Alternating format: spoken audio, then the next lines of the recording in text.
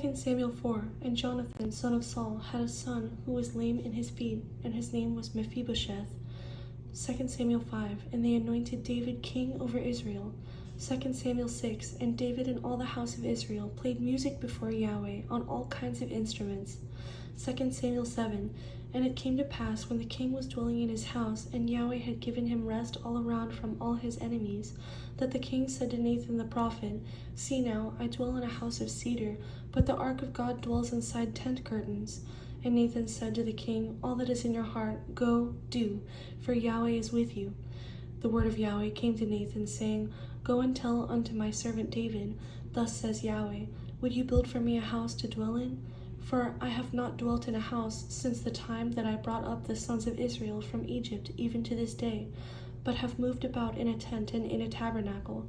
In all wherever I have moved about with all the sons of Israel, have I ever spoken a word to one of the tribes of Israel, whom I commanded to shepherd my people Israel, saying, Why have you not built me a house of cedar? I took you from the sheepfold, from following the sheep, to be ruler over my people, over Israel, and I have been with you wherever you have gone, and have cut off all your enemies from before you, and have made you a great name, like the name of the great men who are on the earth. Moreover, I will appoint a place for my people Israel, and will plant them, that they may dwell in a place of their own, and move no more. Nor shall the sons of wickedness oppress them any more, as at first, since the time that I commanded judges to be over my people Israel, and have caused you to rest from all your enemies. And Yahweh tells you that Yahweh will make you a house. When your days are fulfilled and you rest with your fathers, I will set up your seed after you, who will come from your body, and I will establish his kingdom.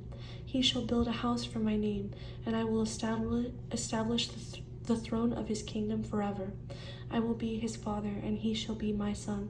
If he commits iniquity, I will chasten him with the rod of men, and with the blows of the sons of men. But my mercy shall not depart from him. Your house and your kingdom shall be established forever before you. Your throne shall be established forever. According to all these words, and according to all this vision, so spoke Nathan to David. And King David went in and sat before Yahweh and said, Who am I, Lord God, and who is my household, that you have brought me this far until now? Yet this was a small thing in your sight, Lord God, and you have spoken also of the house of your servant for the distant future. What more can David say to you? For you know your servant. Lord God, for the sake of your word and according to your own heart, you have done all this great thing, to make your servant know them. You are great, Lord God, for there is none like you, and there is no God besides you, according to all that we have heard with our ears.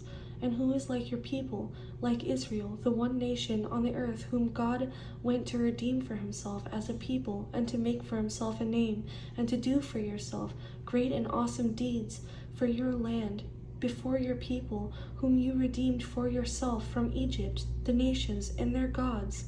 For you have made your people Israel your very own people forever. And you, Yahweh, have become their God. So let your name be magnified forever, saying, Yahweh of hosts is the God over Israel. 2 Samuel 8, no comment.